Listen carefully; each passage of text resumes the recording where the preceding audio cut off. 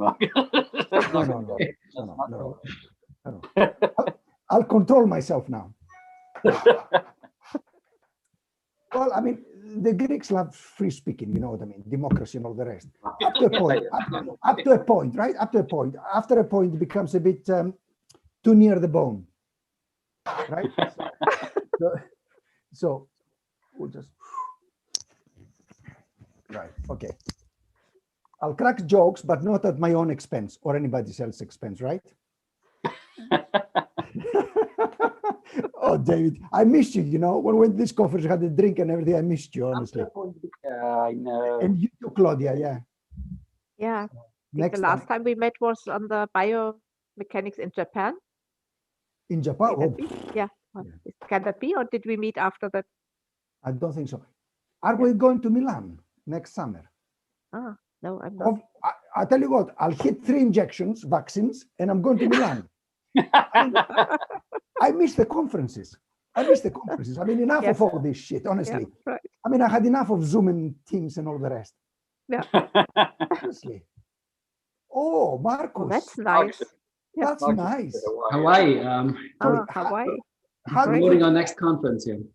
How did you do that? Sorry, I don't know Zoom. Oh, yeah. So you can go to, if you go to video, but don't hit go stop video, and right this little button on the right of it. Choose virtual background, and you can upload any kind of photo, or you can use one of the pre-created photos for you. But it can look weird. Depends, but people's hair can start looking strange. It sometimes looks strange. Yes. Forget it. Yeah, I have some interesting ones, but I won't do it.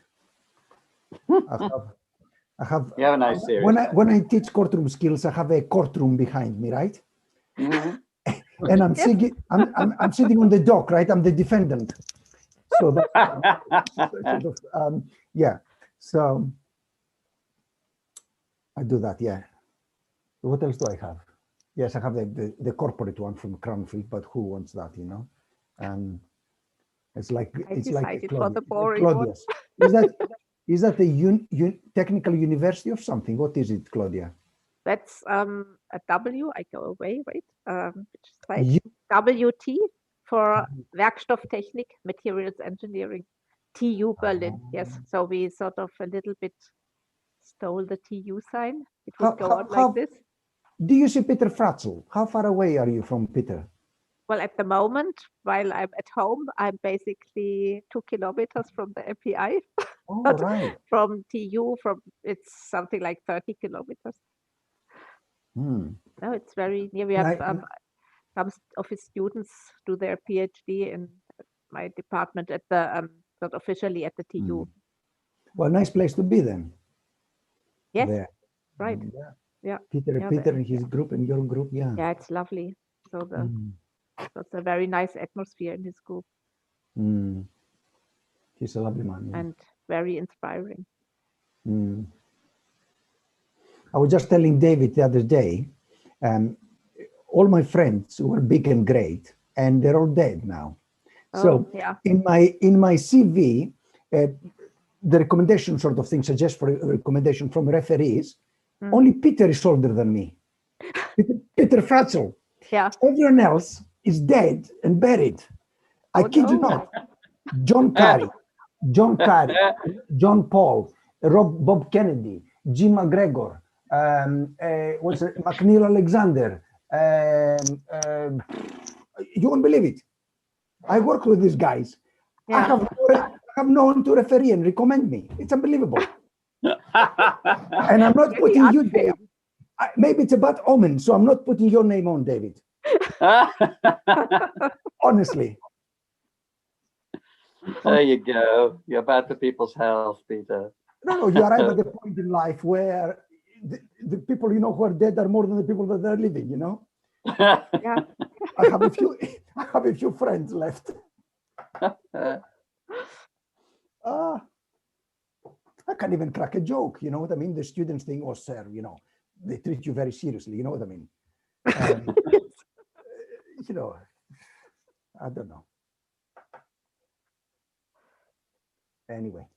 We got to keep cracking the jokes, I think. So about this presentation, I have put some anecdotal material there. Shall I put some anecdotal material or keep it scientific? Or what do you think? No. Some personal stuff about John would be great. About John, yeah. Be great. In the ESB, you had we had an official session about him in the ESB, the European Society of Biomechanics, last year. And myself, Gwen O'Reilly, and was Melissa Nothetate? I can't remember now. Who was it? Melissa, or was it the other one? We present about him, but it was all anecdotal. It was about life quotes and anecdotes and what was he like as a man and what was it like to work with him and things like that. So I've got plenty of this, you know what I mean? If you like, I think I'll put some in my presentation. Why not? I mean, absolutely. How many young people we have in the audience, Marcus? Well, we don't know the demographic distribution exactly, but no, we have 7 now, 7 attendees, and I'm looking at the YouTube. There are 5 people on YouTube, so that's the current number. But it's going to change, and we're going to get more right on the time. By the way, David, I might get some questions through YouTube. If I do, I'll be putting them in the chat for you. Okay, grand. And if I miss anything, Marcus, in terms of questions, you can just cut in yourself if you sure. Thank you. Speak, of course, if that's perfectly fine.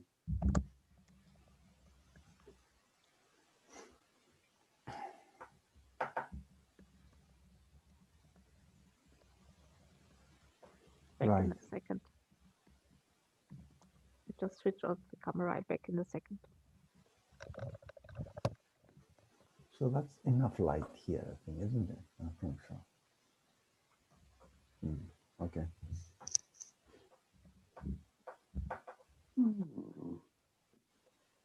How's Dublin, David? Oh, very good. I mean, I'm lucky really that I live in a very nice place. We live close to the sea, just out down to the south of Dublin. So though I'm working at home almost all the time, at least, I can go out, walk the dog along the seashore, and, it's all very pleasant. People who are stuck in apartments, we had a lot of students. I mean, this year, quite a lot of visiting students, actually. See, I mean, people coming from China and India and whatever. And, they come over here, we lock them up for 2 weeks for a start, and then, they're pretty much confined to their apartment blocks, hardly ever getting onto the campus at the moment. I feel sorry for them. Anyway. They had a rotten deal this semester, all the students, don't they? Because they arrive well, they go in the hall of residence, flats of 5 or 6, one of them will get COVID in 5. The whole flat is isolated for 2 weeks. Then the flat next door gets it. Then the whole hall of residence locks down for a month or 2. I mean, it's terrible. It's really terrible.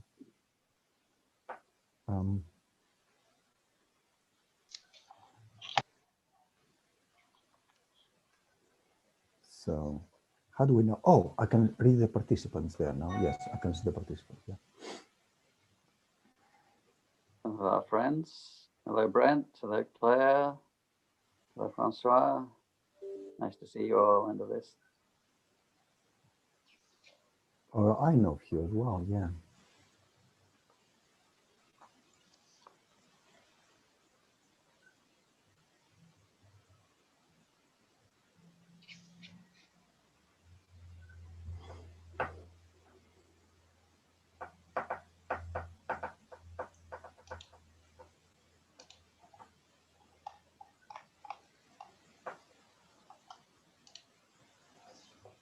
I did send it to the ESB, but I don't know how many ESB members will be logging in.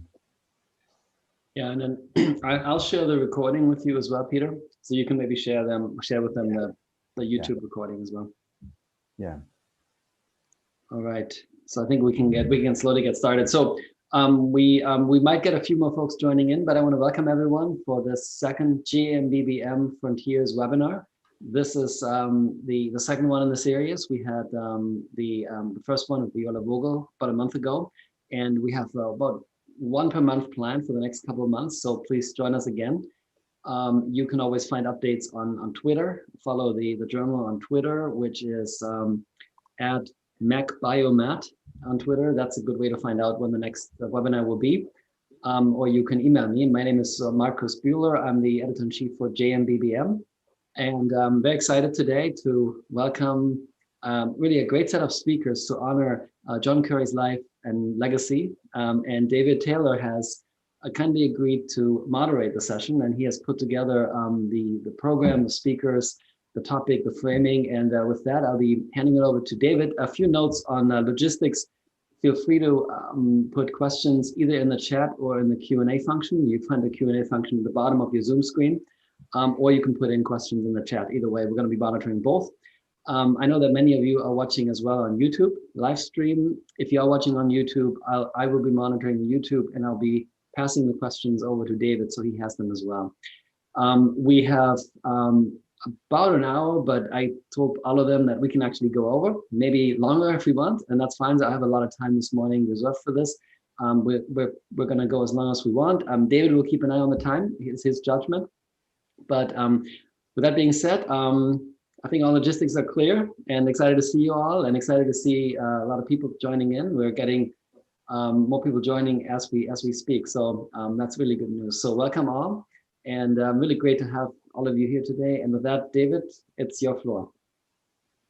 Okay, thank you very much, Marcus. Yes, great pleasure to be here. Thanks to Marcus and to JMBBM for the initiative and setting up this this series of talks. I'm sure we're all like me. We're all missing the real conferences, but in the meantime, well, at least we can look at each other and have a bit of an experience like this. So that's great, and nice opportunity to celebrate the work of John Currey, who I'm sure many of you knew.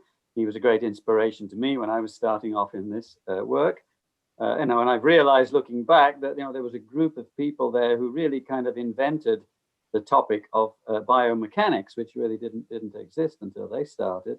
And a lot of those were people like John, who came from that biology background, but had enough understanding of mathematics and physics that they could, make the step into biomechanics. I'm thinking of people like Julian Vincent, for example, and McNeil Alexander, who really made big contributions in this field. And I guess, often you see in those cases that they were able to make a kind of a strategic collaboration between a biologist and an engineer, okay, and then things happen, things work, and one of those strategic collaborations, of course, was Currey and Zupas, and we're very lucky to have the other half of that pair, Peter Zupas, here to give the first talk. Hi, Peter.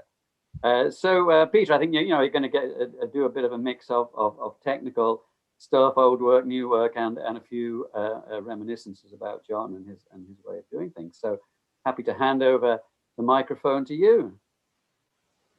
Right.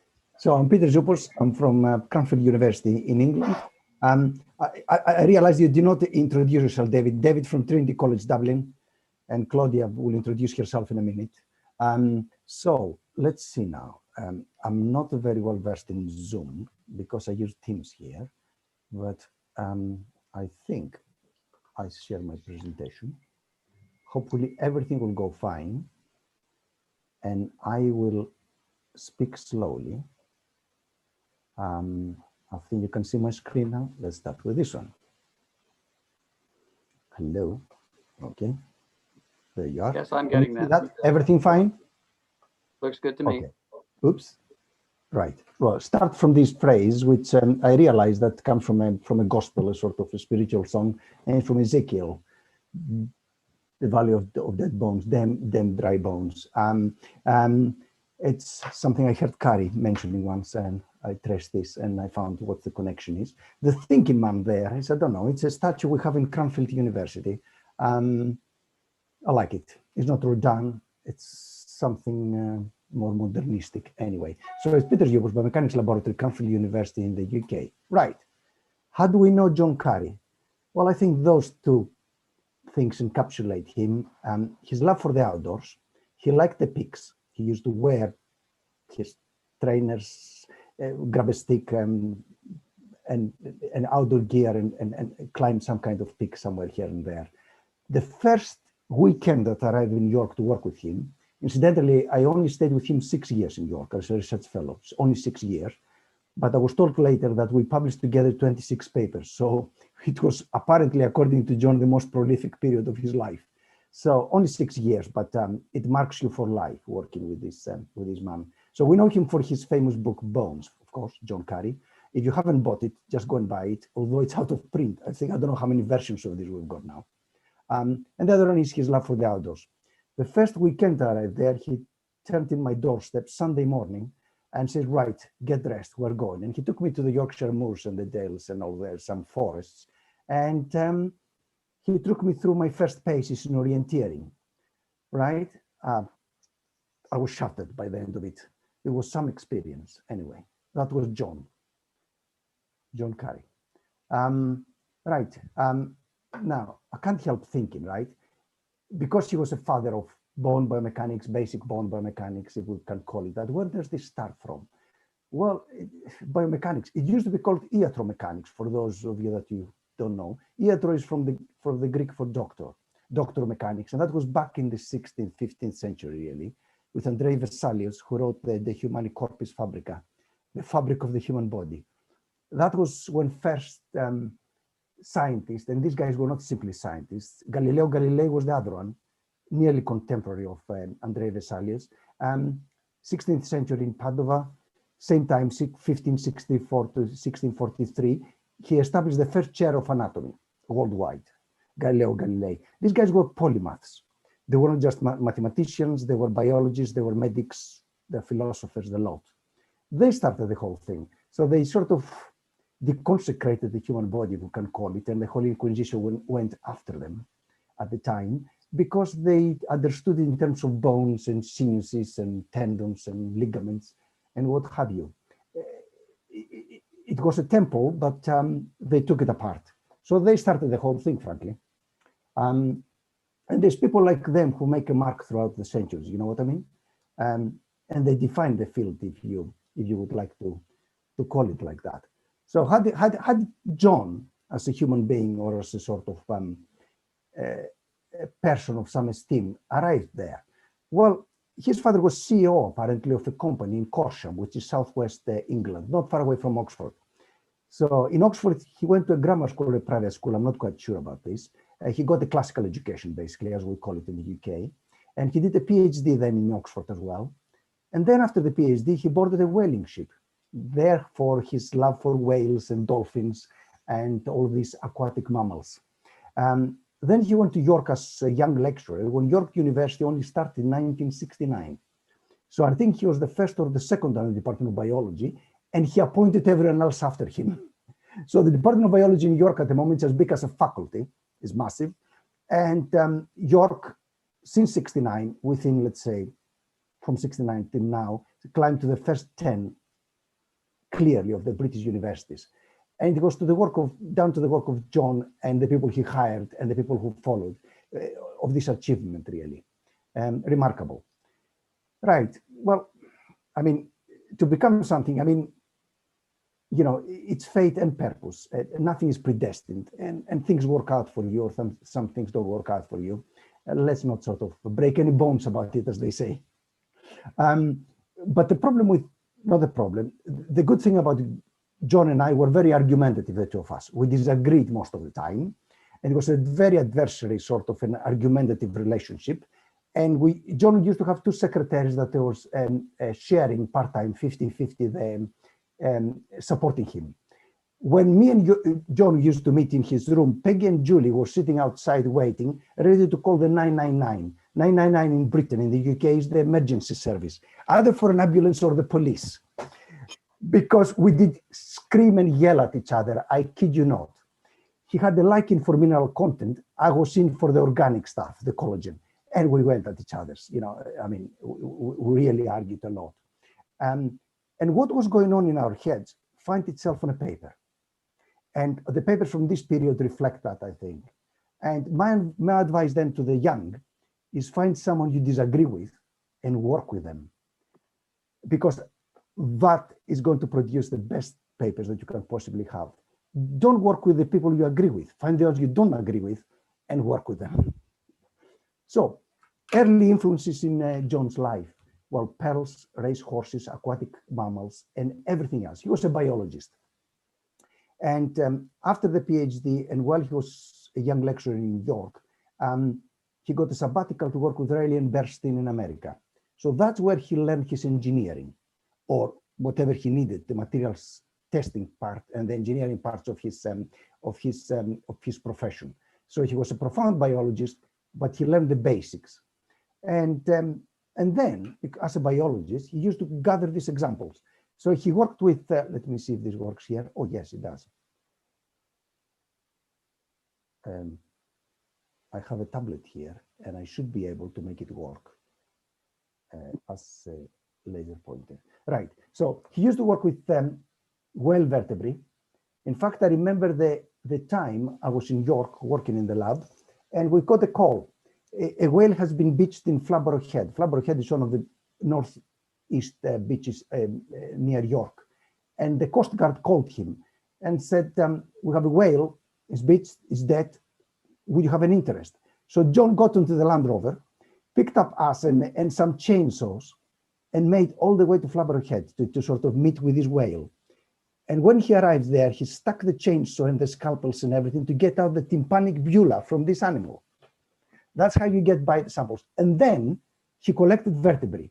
One of these vertebrae, a single vertebrae, found its way to Rick Huskis' lab. That was in 95, 96.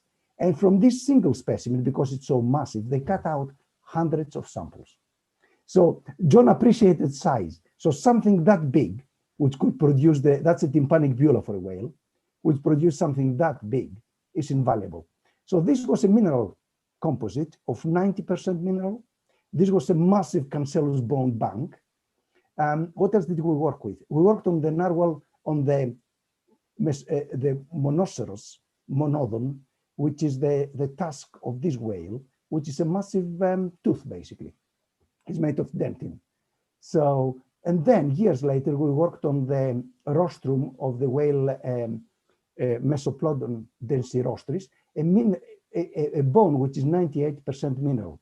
So you can see by knowing biology and knowing what to find out of the ordinary, you had a good range of tissues to work with. And he did know his biology. So what was his PhD on? His PhD, actually, one of the early influences was on let's do that. His early work was, PhD work was on the bone of fibrolameral bone. So in his PhD, you will see drawings like that where he drew the growth of this from the growing surface and how these patterns came about. So basically, he did a meticulous histological work of fibrolameral and circumferential fibrolameral bone, and he described the patterns. How does this bone work on the periosteal surface? So that was his PhD work, and this knowledge followed him. And the next major influence was his, I won't call it obsession. Obsession is a negative word. It was his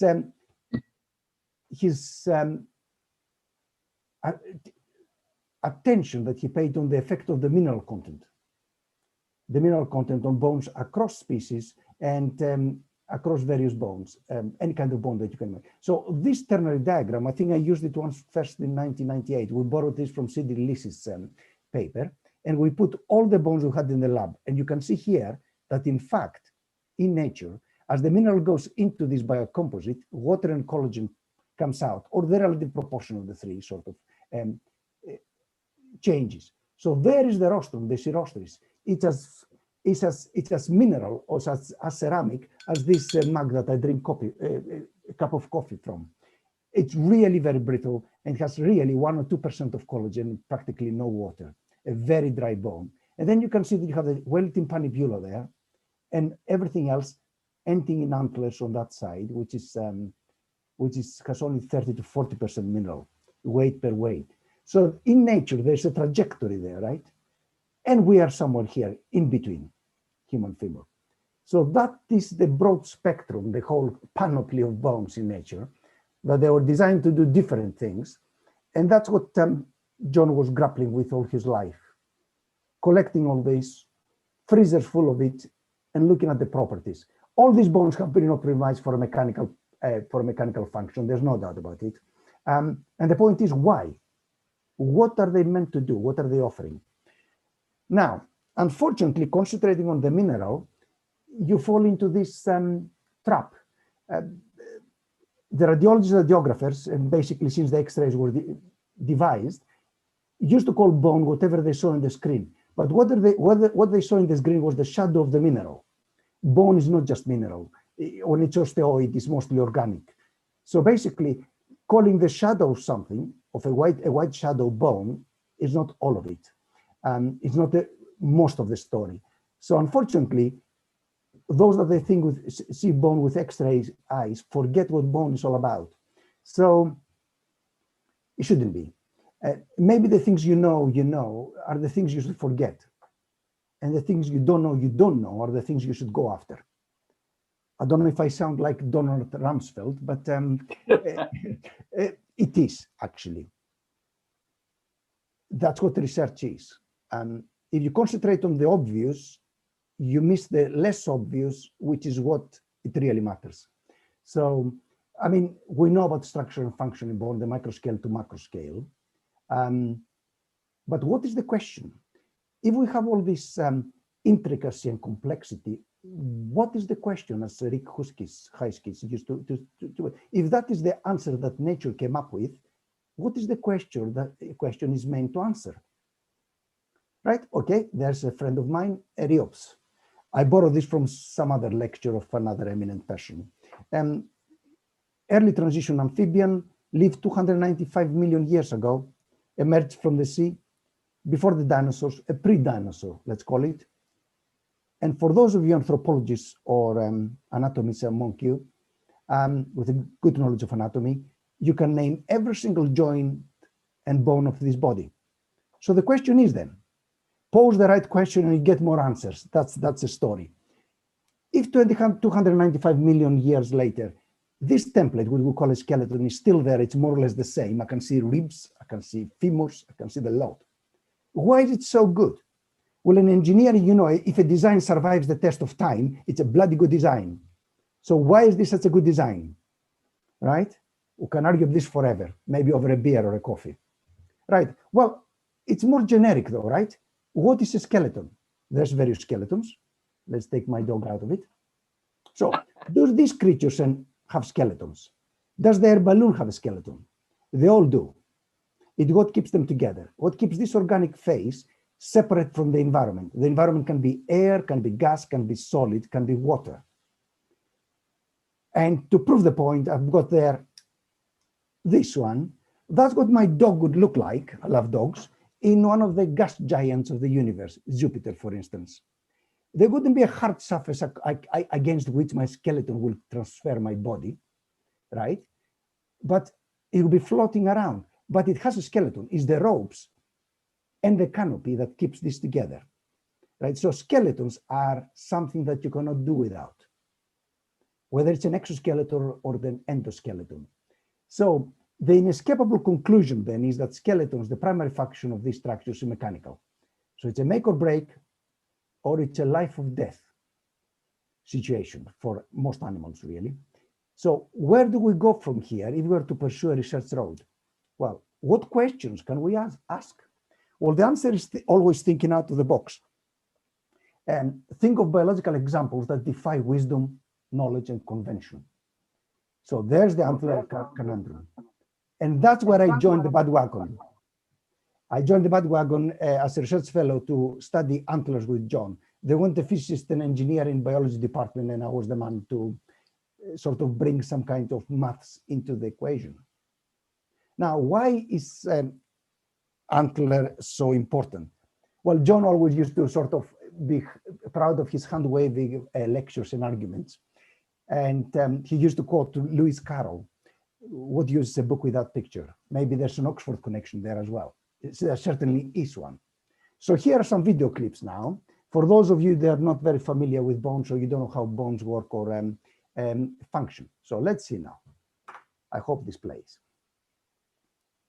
Oh, yes, yes. So we have a sample from bovine femur, pulled in tension, and on the left, you can see the stress strain curve or the deflection curve. Can I play this twice? Maybe I can, yes. So you can see the load building up, the material yields or gives way and then breaks. And I will play this once more. Now look on the right on the specimen. I don't know if you can see here, if you can see the whitening here that appears. Can you see this? That's intense light, and that's the whitening that appears when you pull bone aside, apart. Now this is antler now. It says bovine tension. It should be antler. Let me see. No, that's still bovine tension. Let's go to the next one. Antler intention. So look how different antler is, looks, and behaves.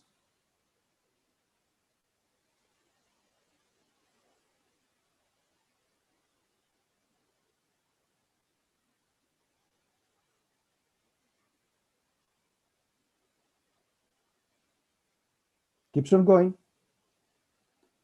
So what have we got here? We have a material that deflects by about 10, 12%, extraordinary, is mineralized. If you handle it, you say that's bone like anything else. There's nothing brittle about it. And even when it breaks in ductile mode. That's tension and ductility, right? We're not talking about compression or shear. It just tears itself apart, right? And this whitening is widespread throughout. So what is going on here? So let's look at the next one. What will happen if this, take a bone and you make a small notch in it? Right, can I play it back? Maybe I can. I'll play it again then. So there's material with a small geometrical imperfection where it concentrates the stress. You can see the whitening at the ahead of the notch, but you can see that the curve, it's a glass curve. It has no yield at all. That is a bone that has been compromised. It could be an aging bone with a screw in it or an implant. It could be any bone which is somehow compromised. This is a mechanical compromise infected. Let's see antler now. You know, as I said, videos are fantastic. So let's see, does this play? Yeah, there is an antler with a bigger notch, if anything. There's nothing brittle about it. Even with such a big insult, because that's how you call this, it's a massive insult on the structure, right? The material antler does not break. I mean, you would call this in engineering a damage-tolerant material, right? You drilled a massive hole in it and still doesn't fall apart. Now, what does this tell us then? That's why videos are good. Well, the whitening, it was sorted out a couple of years later. The whitening was nothing else but microcracking, a widespread damage throughout the tissue. This developing microcracking rather, absorbed energy away from the notches and all these imperfections. So the more microcracking that can be developed, the more tough the material is. Microcracking appears even in normal bovine bone. That's a bone with a little hole there, circular hole, which can be actually modeled, and you can model these microcracking bands. And it appears in antler. It looks very much different. It's more widespread and more heterogeneous, and even in dentin. Here, this is the narwhal tusk dentin. It's basically tooth, the dentinal material of the tooth. Microcracking appears anywhere. That is the major yielding mechanism for bones. So there is something, by looking into tough biocomposites, there is something, a very basic knowledge that derives from basic biomechanics, the microcracking and damage patterns for these materials. So what can this observation and tools, though, address? Right? We can see bone breaking, we can see the microcracking developing. What can it address? Well, it may have something to tell us about aging fractures. This epidemiological data with age and gender. You have the incidence of fractures I have vertebral, hip, and wrist fractures there increases dramatically with age after 50, 55. This could be COVID curves, mind you, but they're not. They're just hip fractures. So what else can it tell us? Well, what we need to address is the fact that also there is a strain rate effect in life. Bones in life do not break quasi-statically or because of creep. They break because most events in life are high strain rate impact events, or as a result of fatigue that reduces stress fractures. So that's what life is about. But where do we start? I mean, how can we make sense of this? I know among the audience are some of you, some prominent sort of engineers, and I have to be truthful and say that each one of us has his favorite pet method in approaching fracturing materials. But that is stale. It has to be a holistic approach. It has to be all of us together, everyone who is his pet theory, because that's what happens in bone. This is one part of a specimen that broke. And what you see after it broke, you can see an area here where you had a stable slow crack growth. You see the stable crack growth, and you see the pre-fracture microcracking. And you can see these areas here, right? So have a stable crack growth, the unstable goes down. This is after the growth of the macro crack, and this is the pre-linear fracture mechanics area. So it's three regions. It's a tale of 3 and 4. It's a tale of 3 and 4 regions of behaviors. There's no point concentrating in just one of them, because you can't tell the full story. I will stick my neck out as much as saying that I challenge anyone to give me, by using any single theory or any two of them, a clear and equivocal answer why antler is so much tougher than bone, normal bone.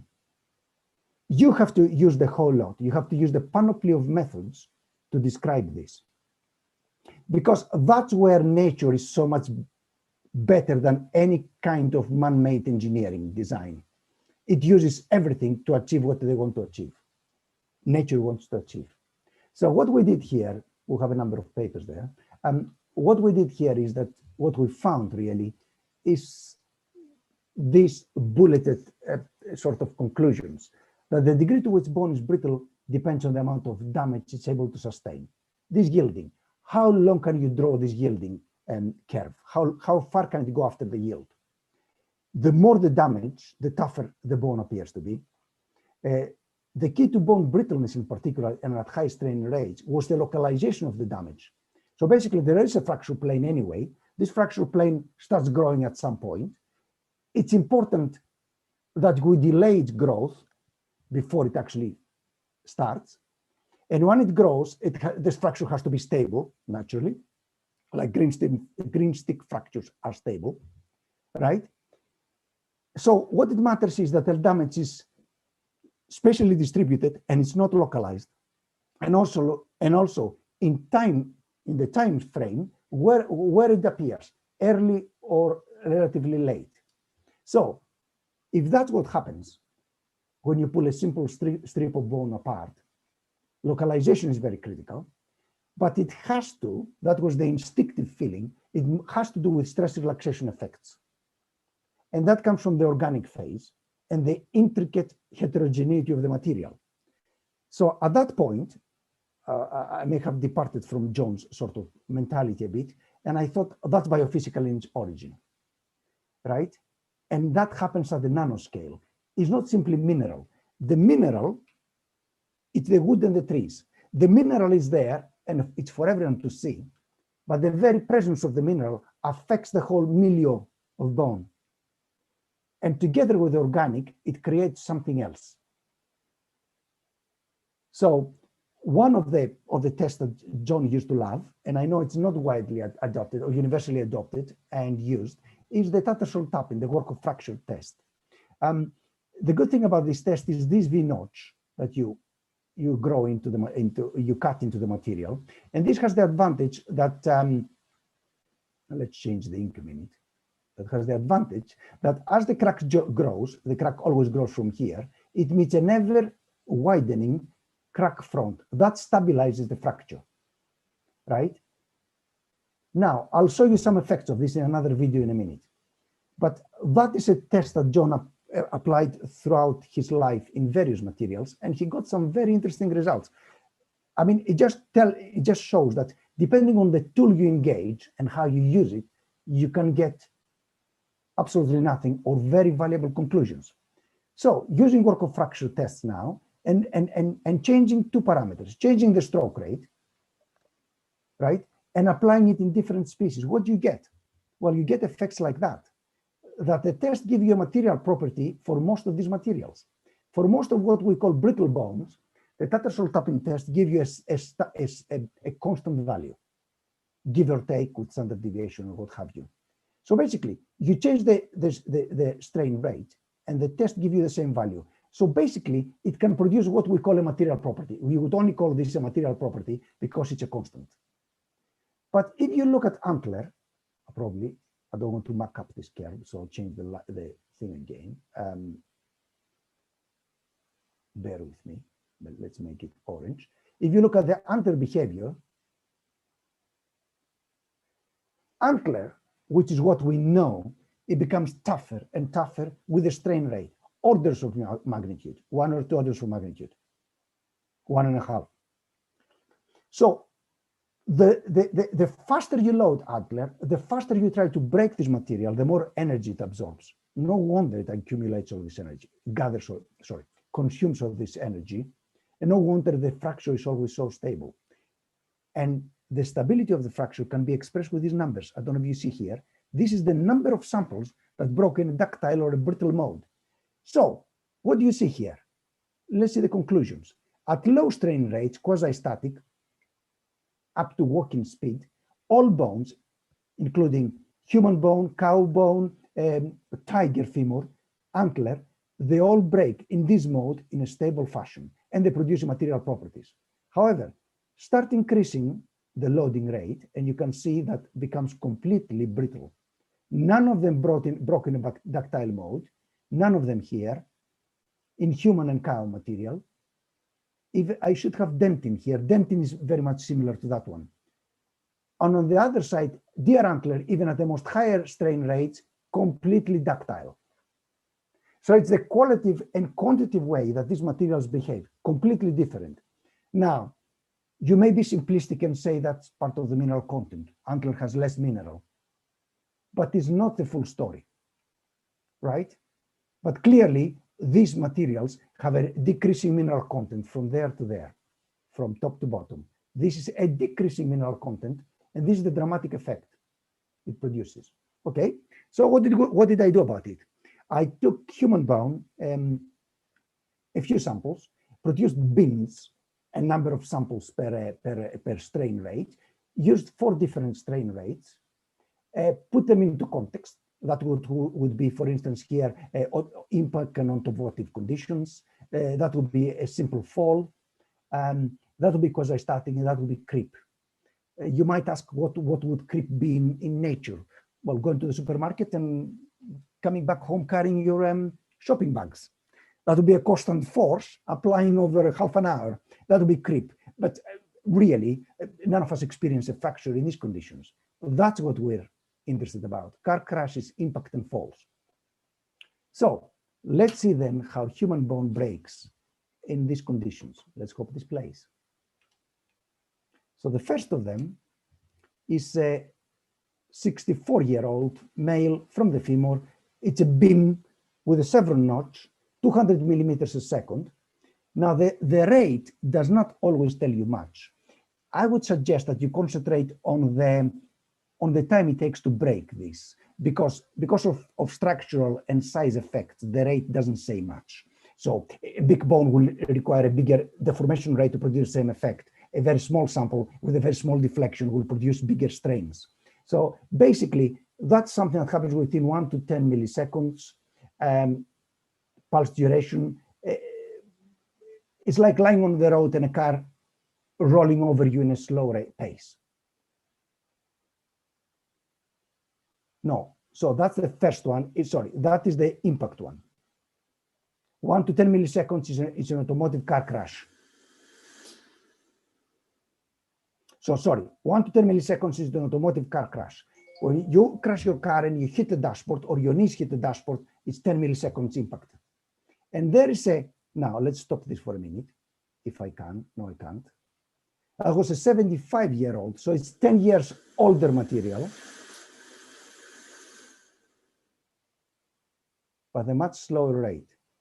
So this was a material which was 10 years older in life, 75, but in a slow motion and in a slow break over, let's say, a second, it broke in a ductile mode.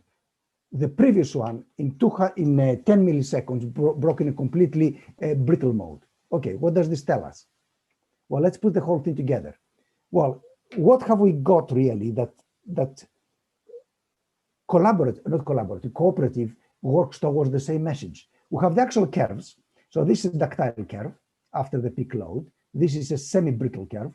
It's a curve where it turned from a ductile, it turned from a ductile to a brittle mode, half the way through the test.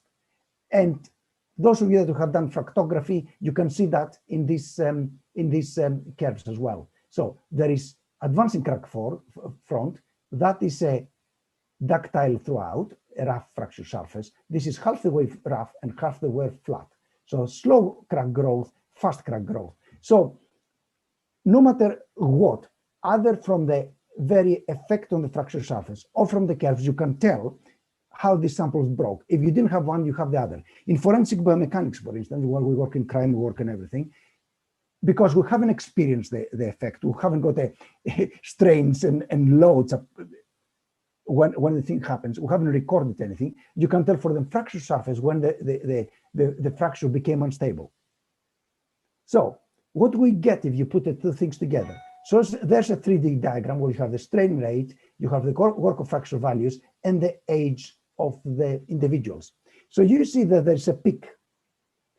And before any of you object that this peak shouldn't be there, I looked back in the literature and there is in a number of studies. So I have McElhenney there, I have the Crownshield and Popes and the Evans studies. So energy absorption in human bone and animal bones with a strain rate produce a peak before a decline. Okay, how are we doing with time? Excellent, right. So where does this tell us? Well, looking at the actual values of energy absorption tells you one story. There's a peak and a decline. And we know that the work of fracture, the energy absorbed declines with age and declines with the strain rate. But what about the proportion of the samples that broke in a brittle or ductile mode? Well, if you put this into these logistics curves that you see here, you get this, they're equivalent to the AIS curves that you have in forensic biomechanics, the abbreviated injury score curves. Basically, they're stochastic. They express percentage of fracture, they express the chance of something fracturing. So that's a 50-50 level.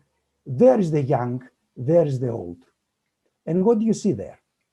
You see that between the young and the old, there is more than an order of magnitude difference. So the same effects that for the young will appear at strain rates that are more than an order of magnitude higher than the old.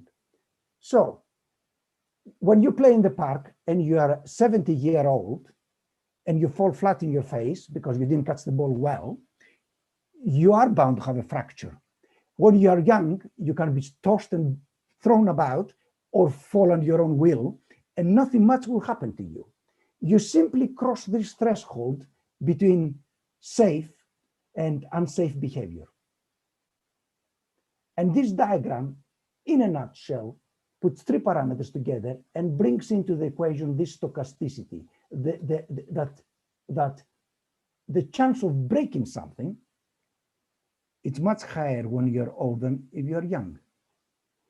So I like talking about chances because it's, how should I put it? I think I have a slide about this later on. So let's summarize some conclusions. Human femoral bone shows a ductile to brittle transition. It has a maximum in the physiological strain rates, walking, let's say, but this maximum shifts with age from the high to the low rate, right? It shifts with the strain rate and shifts with age. So the combined effect of these two factors will produce a more plausible explanation why aging human bones are more brittle. It's not that the age is the strain rate as well. Right, okay.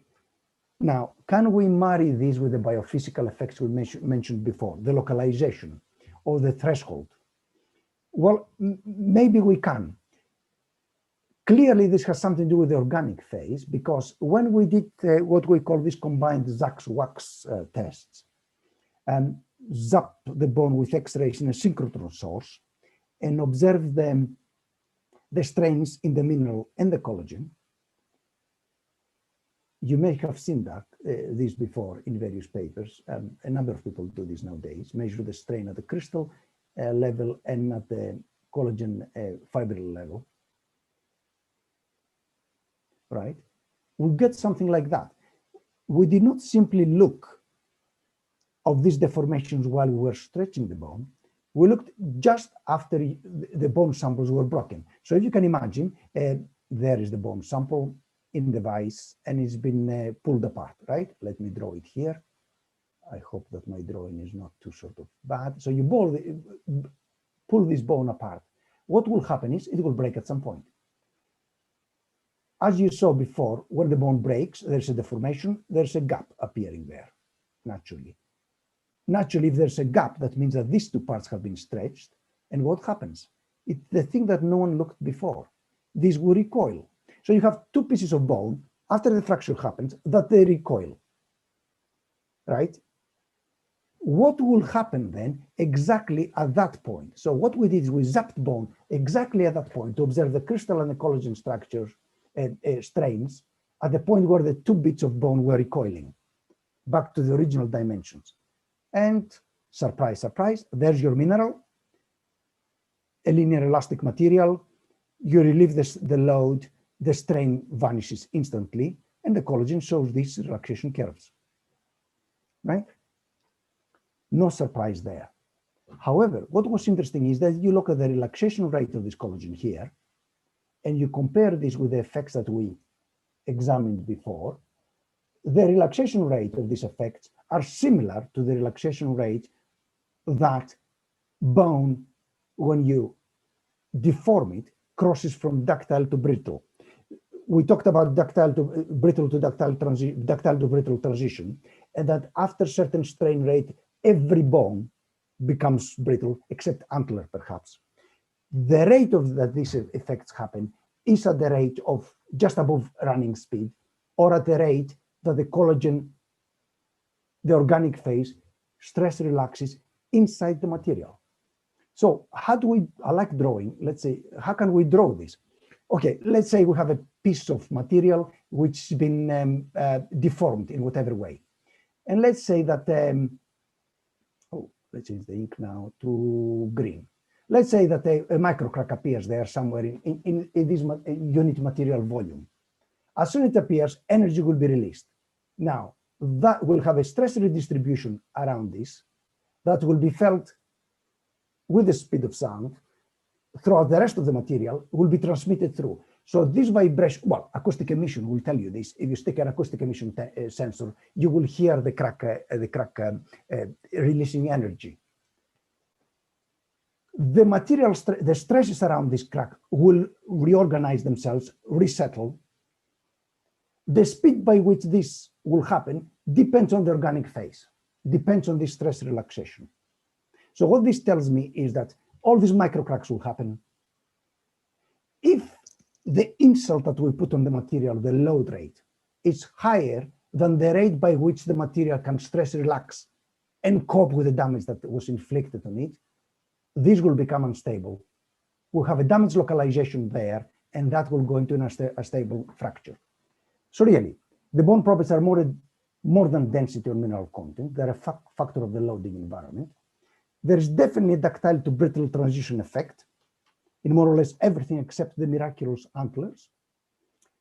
That's due down to a localization, damage localization, which depends on the local conditions, right? It could be the hydration of bone. If bone is dry or compromised in any other way, input of fluoride, messing up the ions, the metal ions in the bone, or in any other way, temperature as well. This damage localization, this transition level at the point at which bone becomes from ductile to brittle will depend on any of this.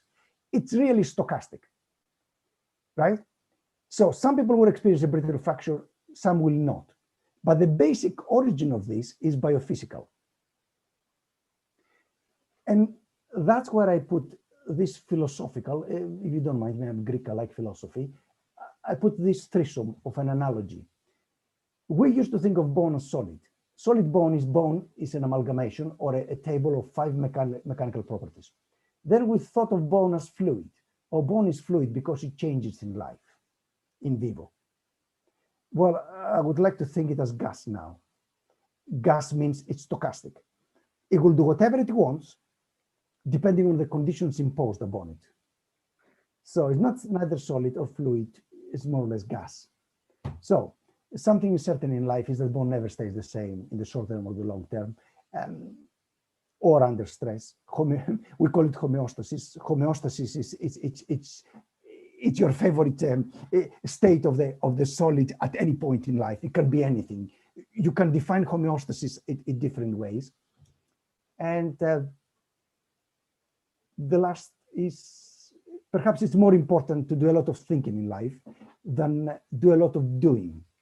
So grab a sort of your favorite theory and crank the handle and produce lots of data.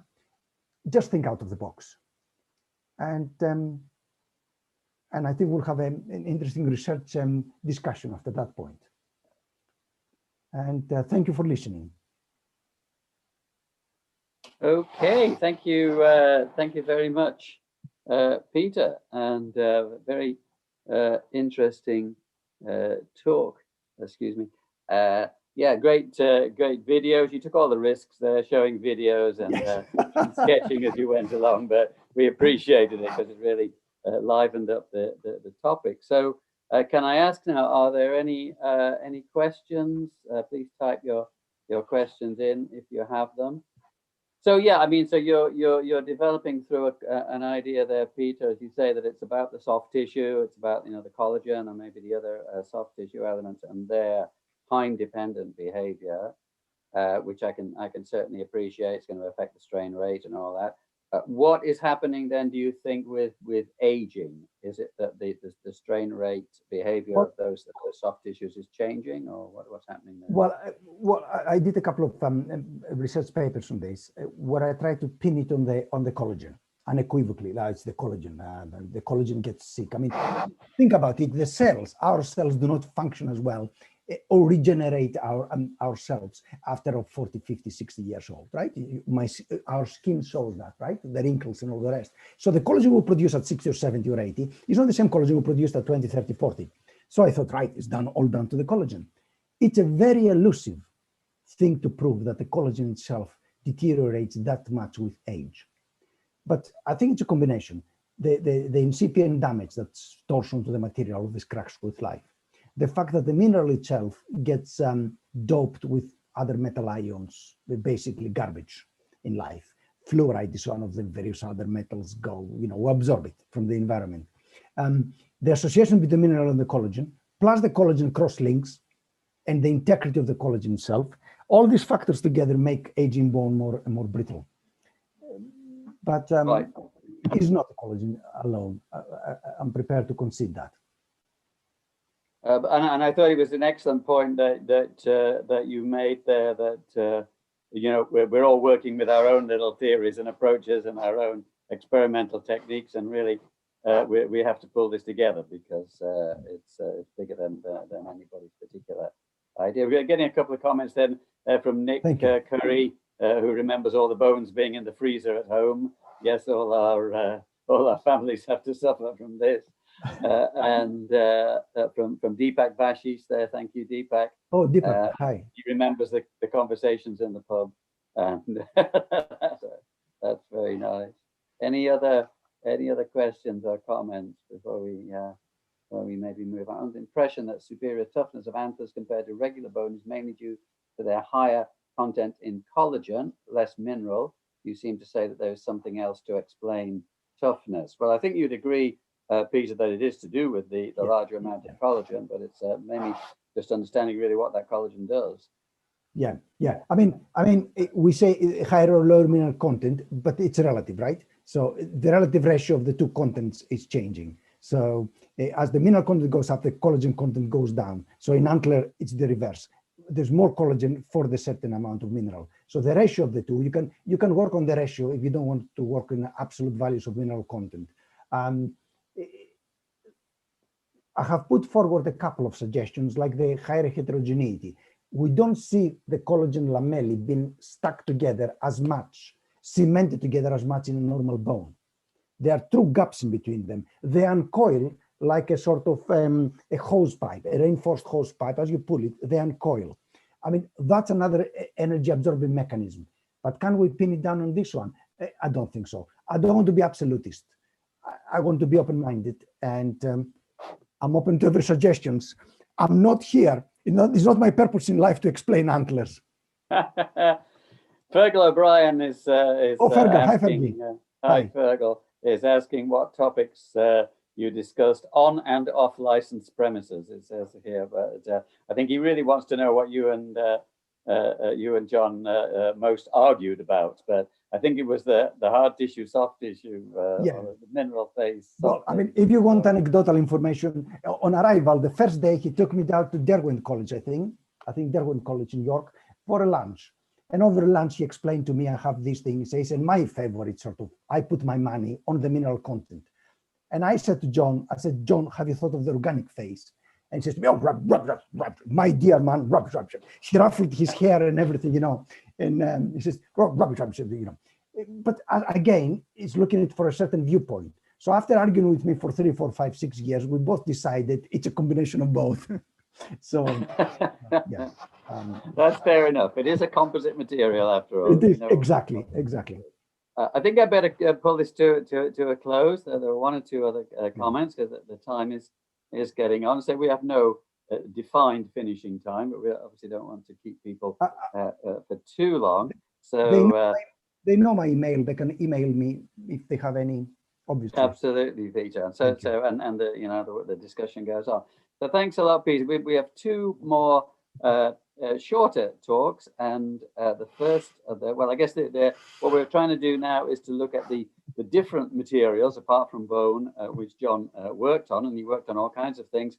Worked on insect cuticle, which we're not going to talk about today, that I appreciated. But anyway, the next material is tooth material, and we're very pleased to have Claudia to talk about the work that she and other collaborators did with John on the tooth materials. So yeah, I'll hand over now to you, Claudia, if you'd like to show us your screen and work okay, away. Thank you.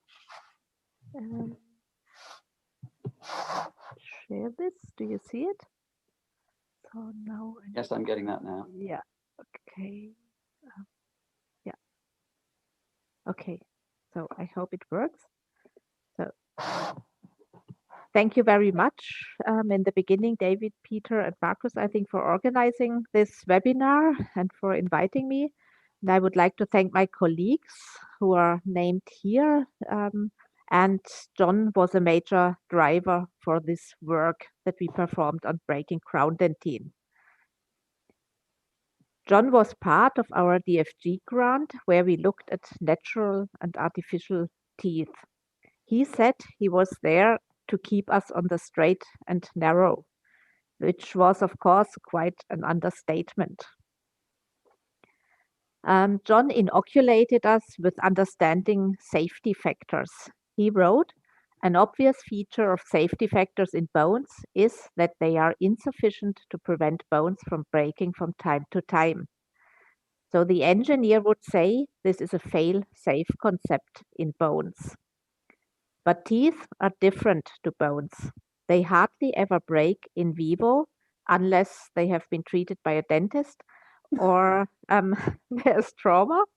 I'm allowed to say this. This was one of my collaborators. Paul Zaslansky is a dentist and he always says this. So it's okay. I'm allowed. And dentin has no ability to repair. And the recurring topic that John raised was when cracks promote bone remodeling. And he then repeatedly asked, what are toughening mechanisms good for in dentin and non-healing or non-repairing bony tissue? And the other question he asked is whether dentine is over-designed. That meaning it is too strong for what it actually needs. Okay. We addressed this question by crushing whole teeth in the lab. They were wet, cleaned pig jaws, fresh from the slaughterhouse. All in all, we tested for 55 teeth. So it didn't work, I think. So it works now. 54 teeth, second and fourth premolars from 15 adult sows. And they were tested under different conditions.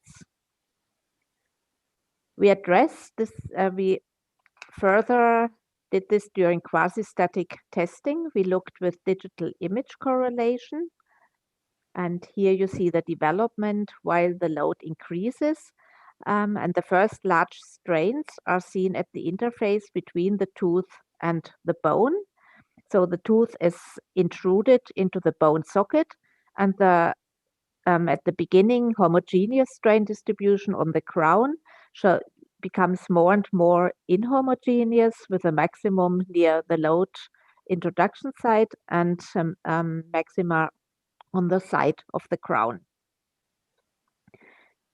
The intrusion of the teeth into the socket is also visible as a toe region in the force displacement curves. And this toe region goes up to loads of about 100 to 200 Newton.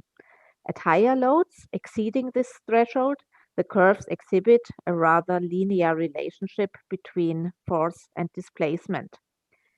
Many curves further show kinks, small load drops, or even plateaus in the force displacement curves. And according to our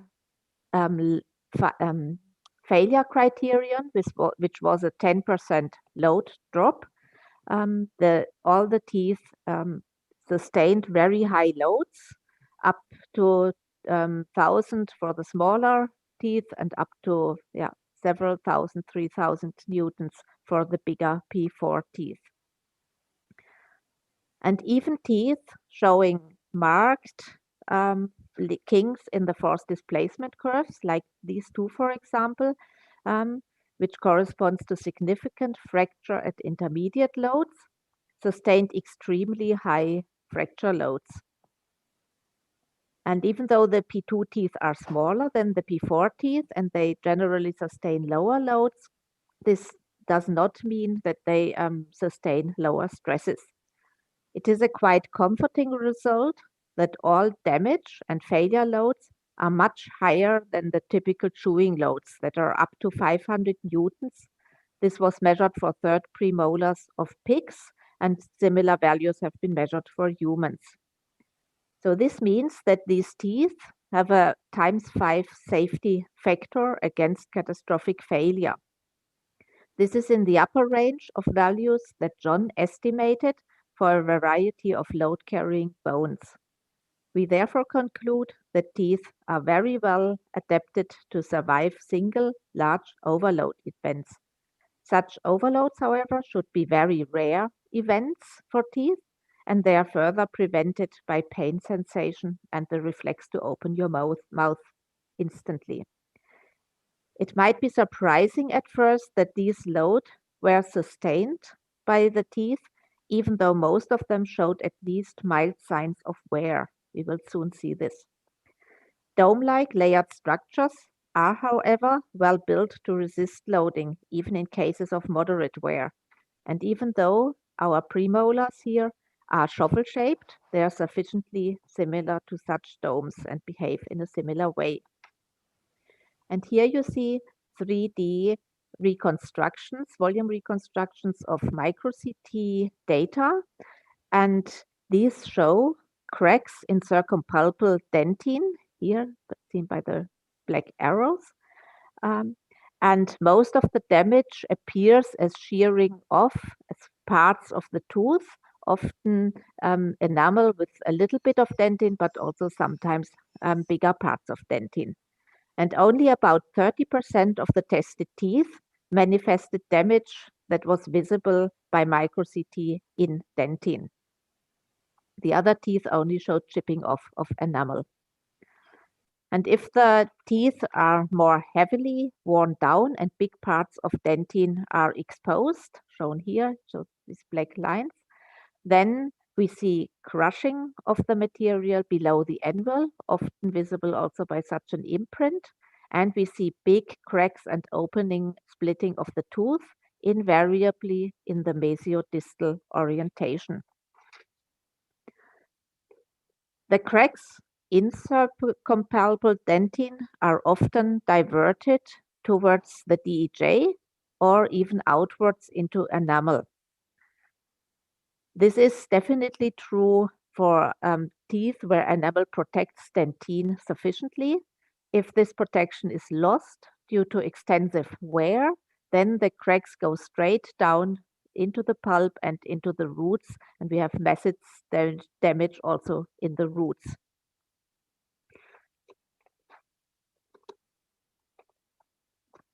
We see that the tip of the tooth breaks off. And as load increases, the teeth exhibited multiple cracking, like you see here in this tip, and basically crushing of the tip. And some of the teeth showed shattered volumes of enamel and dentine, and sometimes they also showed this tilting of the tip. We see very extensive, sometimes it doesn't work. Okay, now, shattering with a multitude of cracks, like here. And this is in a volume that resembles a half sphere below the indentar.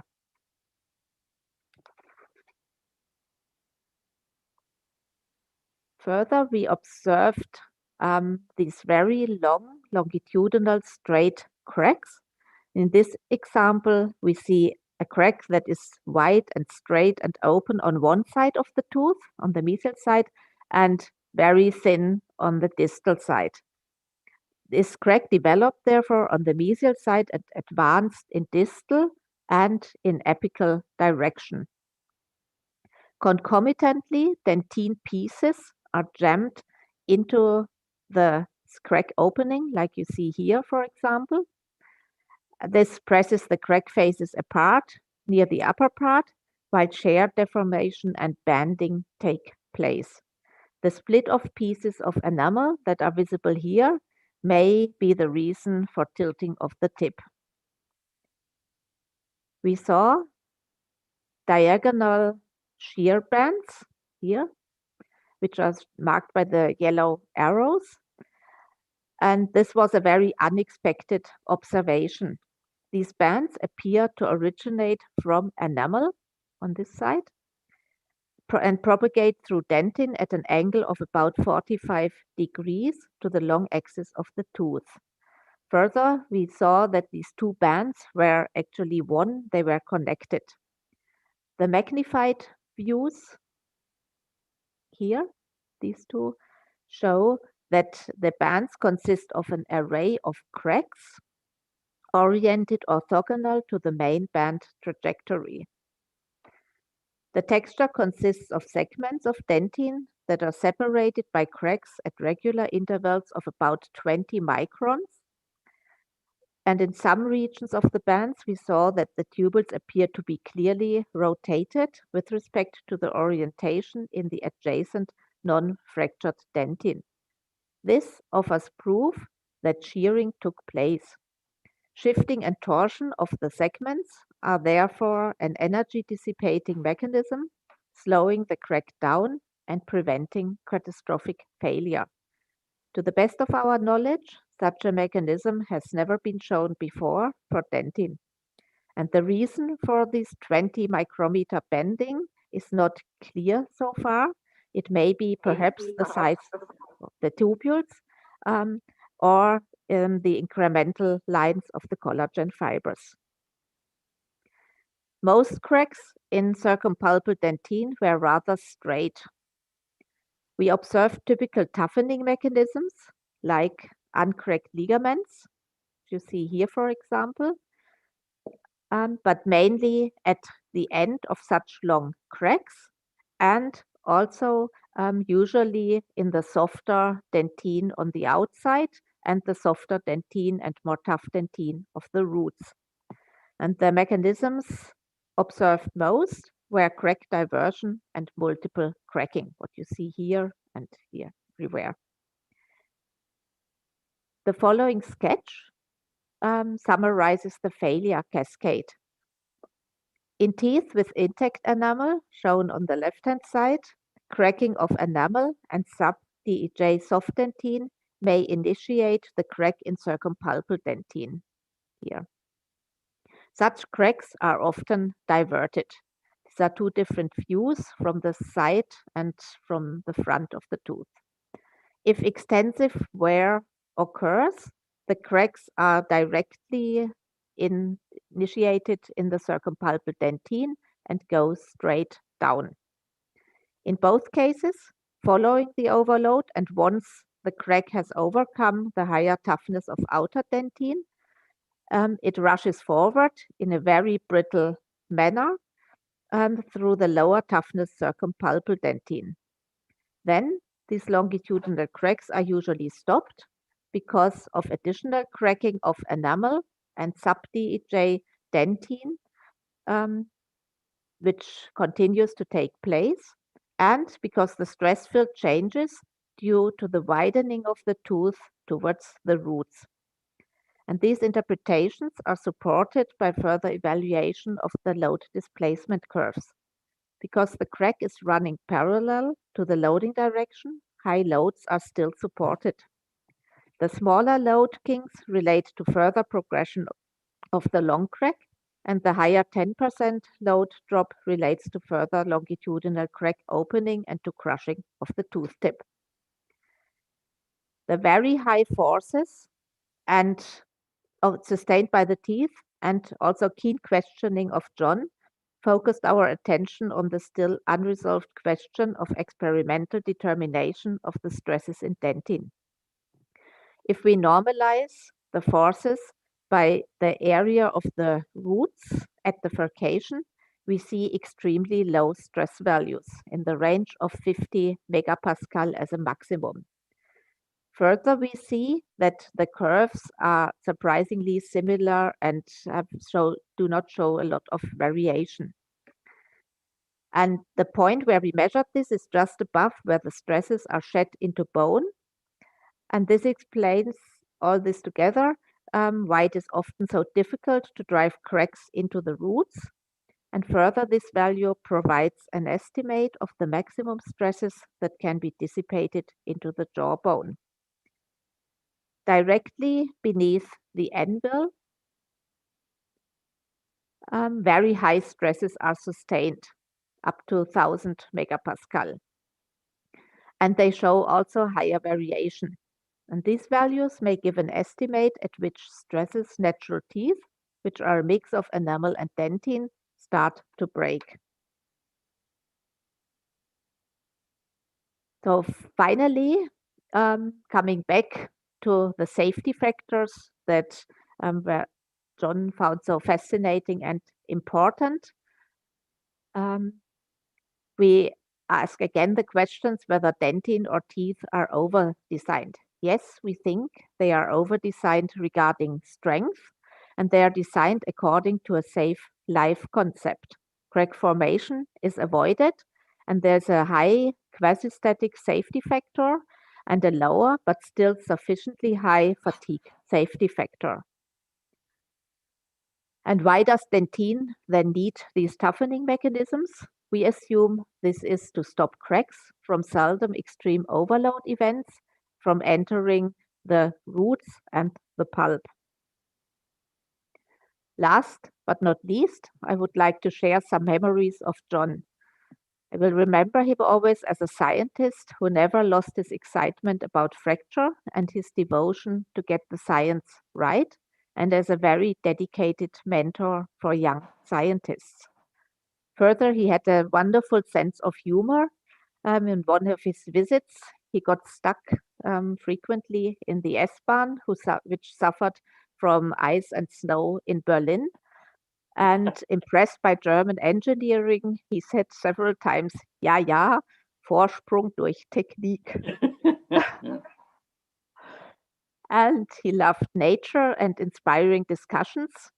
We enjoyed this together with him and his wife Gillian during several walks and talks in the UK and in Brandenburg, and he never gave up his trust in my guiding capabilities, even though several of these walks in Brandenburg ended up on kilometers of tarmac roads. We lost a very good friend. We thank John very much for inspiring scientific exchange, his friendship, and for keeping us on the straight and narrow. And I will never forget how he said, oh, several times, oh, come on, Claudia, when I did something that he didn't approve of that much. And thank you very much for your attention. And thank you, Claudia. That was excellent. Very interesting. Nice new work and a nice connection there with John. Any questions coming in? Please put your questions in the chat there. If you you will tell me, or yeah, if you have any, yeah, no, I'll keep an eye on the questions. So I mean, this is what I found. Claudia's been. You know, it's very good that when one works with biologists, because they keep kind of bringing you back to, you know, why is this in nature? What you know, why has evolution led us to this point, and what are the structure for? What is the material for? You know, and you're saying that it's over designed, and you mentioned that you would get occasional high impact events, accidents, or whatever. But still, you know, you have quite a few teeth in your head, so you can lose the odd tooth as an animal, and not really that wouldn't even matter. Yeah. I wonder, is it really that the tooth material is designed for another type of failure, which is wear? You know, which is gradual wearing away from eating food that has grit in it and things like that, and that the strength is really just an incidental outcome. Yes, actually, we also think so. We are doing additional work in simulation, which was in a way also inspired by John's question whether dentine is over-designed, and we tried to find values for stresses in dentine and didn't find them, so we made our own model. And now we modeled an artificially aged tooth, a digitally aged tooth, which has some wear at the tip and which has also thicker cementum at the roots. And we think what the values the simulations show is that the wear changes the lever arm with which the tooth is tilted or bent, and the roots, the thicker roots, stabilize it. So all this together, so the lower point of loading together with the changed lever arm and the thicker roots together protect the tooth from being overloaded. And in a way, it's quite surprising that even these very worn teeth, where the load is directly introduced into dentin, can sustain these extremely high loads. Yeah, right. So I think Claudia. Right, very good. Yes, Claudia. a couple more comments coming in. Michael was going to ask the same question that I did. Thank you, Michael. It makes me think it wasn't such a bad question. And Claire Rimnack, who was just saying she met John a couple of times and was really impressed by him, and a few more thank yous coming in there, which is great. Peter, did you have a question? I didn't quite get this. The size effects of these cracks that you mentioned, all the gap, is 20 microns or 200 microns? This banding? Yeah, the banding of that's 20 microns. All right. Okay. Yeah. Do you mind 20. And John had nothing to say about this? We actually only found this while we were preparing this paper. So we did the tests with him, and we did the microstructural evaluation later.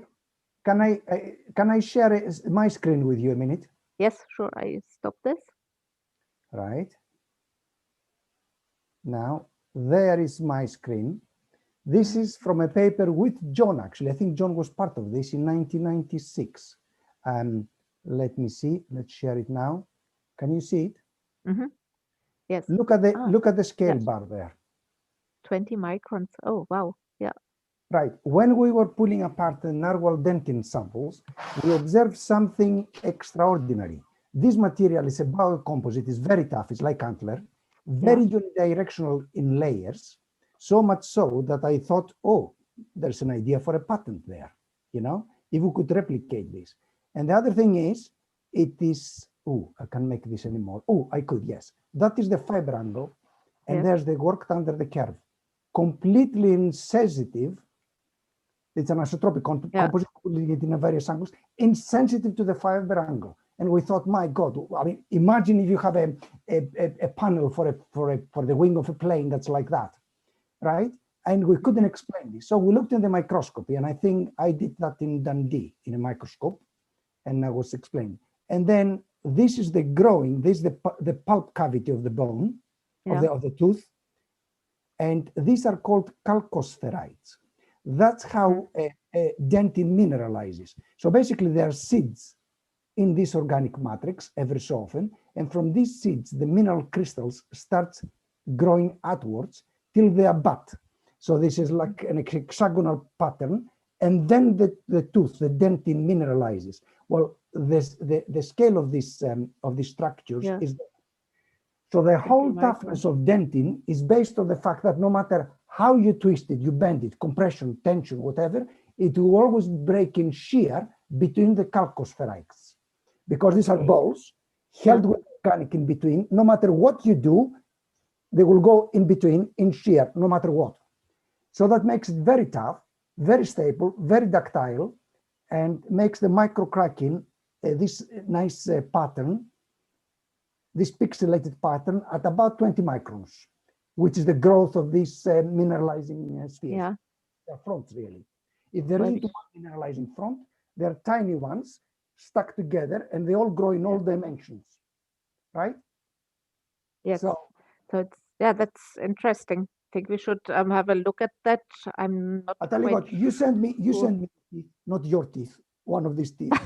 We'll polish it, and we'll look in the laser scanning confocal whether we can see these patterns.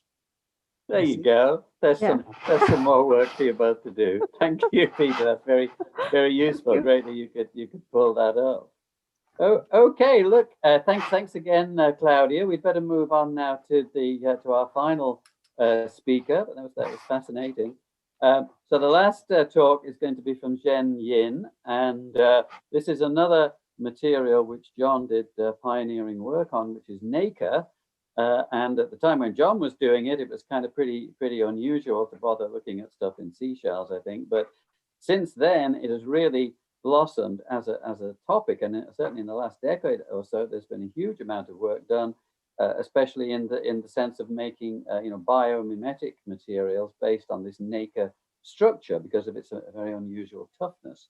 So we're very lucky to have Zhen to take us through some of the work that he's done in this area. So I'll hand it over now to you. Thank you, sir. Yeah, thank you. So yeah, hello, I'm Zhen. I'm currently working at Max Planck Institute, and I was the PhD student of Professor François Basselat. And I would like to thank Professor Basselat and Professor Taylor and Professor Buehler for giving me this opportunity to share some of my PhD work on nacre-inspired transparent materials and to celebrate the life and work of Professor John Currey.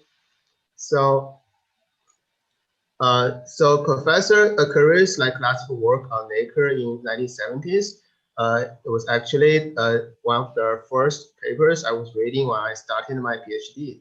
And his work shows that nacre is a very superior structure that can have combinations of stiffness, strength, and toughness. So here are two types of nacre structures I redraw from Professor Currey's papers, and those structures inspired and influenced my work quite a lot.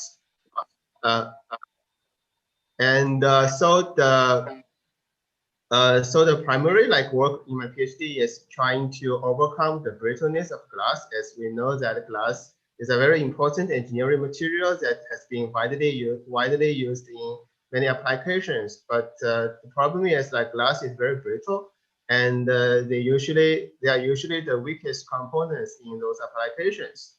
So conventionally, there are two ways to enhance the mechanical performance of glass. And the first one is tempered glass, where we improve the strength of glass through thermal or chemical tempering.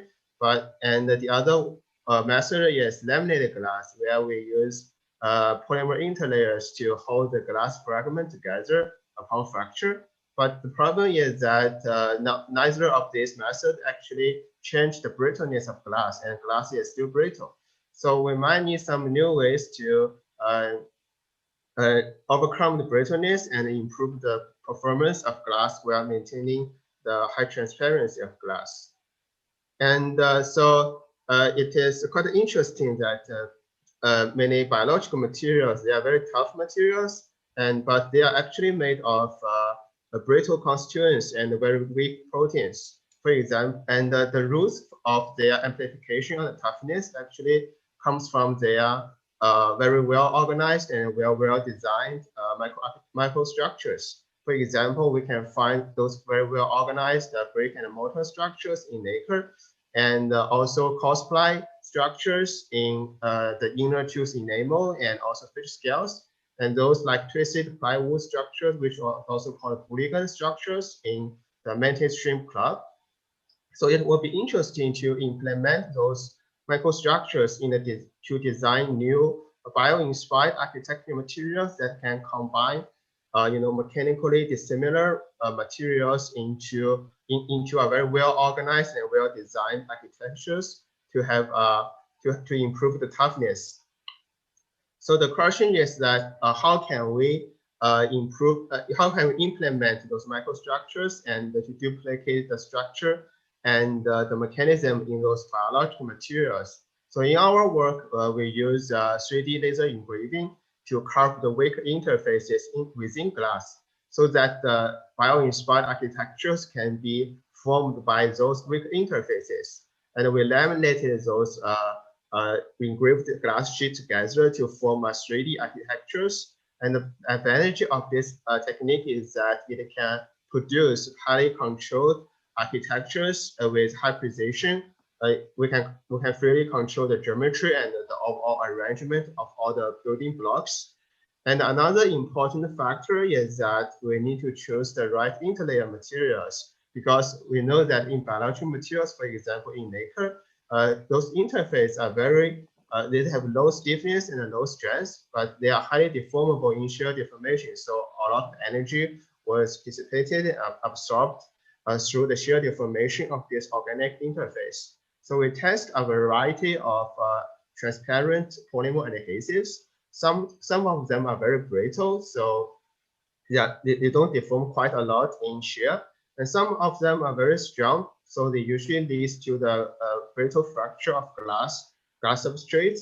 So the best choice is the thermoplastic elastomer, which is called EVA, and it's very deformable in shear, and it has low stiffness and strength to promote the sliding between the building blocks. And it has hardening, which can helps the delocalization of the slidings and the shear deformation. So at first, we start from some common designs in biological materials, for example, coarse-ply, polygon, and stagger, which can be found in a lot of different biological materials. And we implemented those structures into the design of the architectural glass panels. And then we have this kind of a continuous ply designs, where we have a very, the continuous plies as the basic building blocks. And also we have segmented designs, where all the building blocks have finite size, just like what we have in the biological materials. And we find out that for continuous supply designs, and we have a very localized damage, and all the building blocks suffers a brittle fracture, so very limited energy was absorbed. And for the segment designs with an adequate size of the building blocks, we can have a very delocalized deformation, and there's a lot of energy absorbed by the interlayer sharing. However, if you have the building blocks too large, then you will lead to a brittle fracture, similar to what we have in the continuous ply designs. So the sweet spot would be having an intermediate size of the building blocks. and so that we can have both optimized strength and as well as toughness. The problem is the secondary design is, although it improves both strength and toughness, but it adds the cost of a reduced stiffness and comparing to the continuous ply designs. So we know that a lot of biological structures, such as most of the seashells, they have two types of structures combined together. The outer layer will be a prismatic structures which provide stiffness, strength, and then prevent penetration. And the inner nacreous layers, they help absorb energies. So here we use combined plane layers and architecture layers together into a hybrid layers. So the top plane layers under puncture, the top plane layers will provide stiffness and strength and to prevent the indenture to penetrate into the materials. And the inner architecture layers will have the function to absorb energy. So here we have a very good results that you can see that comparing to the fully architectured panels, we have a substantially improved stiffness as well as strength. And although the top plane layer suffers from brittle fracture, but the architecture layer still can absorb a lot of energy. So we have a simultaneous improvements on the stiffness, strength, and toughness. So we want to implement those design principles into develop like impact resistance nacre-like glass. And so to duplicate the large scale delocalized tablet sliding we can observe in nacre. And the first thing we examine, like for glass material specifically, we examine the transparency. And due to the highly aligned building blocks, we can see that although the transparency of those kind of nacre-like glass is only slightly lower than that of the plane laminated glass. I mean, it is lower, but it's slightly lower. And then we're following the design principles, like we have this kind of fully architectured nacre-like glass as well as the hybrid designs. And we find out, and we compare it to the plane laminated glass. We find out that we can actually approach the stiffness and strength of the plane laminated glass. And by the overall toughness is much higher than the plane laminated glass due to the mechanism it's triggered tablet sliding. So we further examine which is the dominant toughening mechanism in those glass panels, and we use micro CT scanning to quantify the sliding distance of each tablet. And we find out that in the nacre-like glass, we can see the tablet sliding is very delocalized and spread over the whole samples. And while in the plane laminated glass, we don't have much slidings happening, and there's only very localized cracks.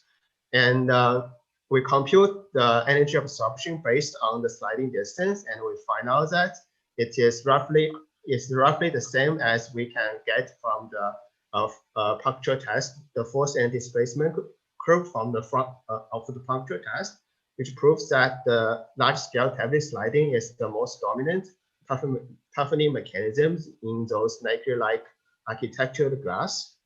So eventually, we trying to implement the mechanism into at a high strain rate impact and comparing to other transparent materials. As you can see that although at a high strain rate impact, we can still find the similar mechanism as we observed in the quasi-static test. And there's a lot of tablet sliding in a processing zone surrounding the puncture site. Well, the other transparent materials, no matter it's inorganic or organic, they usually have a very kind of relatively brittle performance and a high strain rate impact. And overall, we have a substantially improved impact resistance comparing to other transparent materials. So that's pretty much conclude my work on this specific topic. And I would like to thank Professor Bassarat for his advisory and my team members, and also help from Professor Builder, Professor Sor, and my committee members, and also all the technicians that helps me on some experiments. Yeah, thanks a lot. Okay, thank you very much, Zen. That's really interesting. I mean, you have a great manufacturing technique there, isn't it, that allows you to look at all those different variations on structure and design, and that's really been very useful to you. Yeah, I was going to ask you, and then I mean you put up those high strain rate impact results there just right at the end. Obviously, with that elastomeric material, basically rubber type material, that would have very big strain rate sensitivity, wouldn't it? So you would expect to get different behavior at different strain rates. Are you able to kind of quantify how the behavior changes with strain rate? Yeah, we actually we compare the performance, the force differential curve of the high strain rate to the quasi-static one, and indeed, like the performance is a little, in terms of the performance, is a bit different. So at quasi-static, the material tends to be more deformable than at the high strain rate. But the high strain rate, the product is less deformable, but the strength is getting higher because the polymer we are using is quite strain rate sensitive. So they will, behave stiffer at high strain rates. I think that's the reason for that. Yeah. We're back to Peter Zupos and the effects of the soft stuff in the boat. Similar question. Really. Any other questions, or if other panel members would like to speak, please do. Not seeing any more questions coming in just now. Okay. Yeah, I don't see any questions. Yeah. Okay. Well, maybe that's time to wind it up. I think we've had 3 fascinating talks there. Lovely range of materials. Nice to see some great new work, as well as some interesting historical comments and anecdotal comments about John. So just sorry that he's not here to listen to it, but hey, there you go. So Marcus, maybe I'll just pass back to you for any final remarks. Yeah, great. Thank you. Thank you, David. And thank you, all the speakers. This was really tremendous. And we got some great comments and questions and discussion, and we went over a little bit, but that was predicted and desirable. So thank you all for sticking it out. I will be posting the final full recording on YouTube in the next couple of days. I'll be announcing that through Twitter probably, and as well through the email list. In the meantime, stay tuned for the next JMBBM Frontiers webinar, which will be happening sometime in December. And we have a couple of more scheduled already into the next year. So stay tuned on this. If you're interested in hosting a webinar, this is an invitation to the community. Get in touch with me at mbuehler@mit.edu, and we can talk about the details and logistics of that. With that, big thank you to David, Claudia, Peter, Jen, and thank you, John, for the inspiration. You're not listening right now, but I think you've inspired many of us, and I think it's a tremendous impact you've had on our lives. So thank you very much for that. Okay. Okay. Thanks a lot, everyone. Thanks a lot. Goodbye. Thank you very much. Thank you. Bye. Have a good day. Bye-bye. Bye-bye.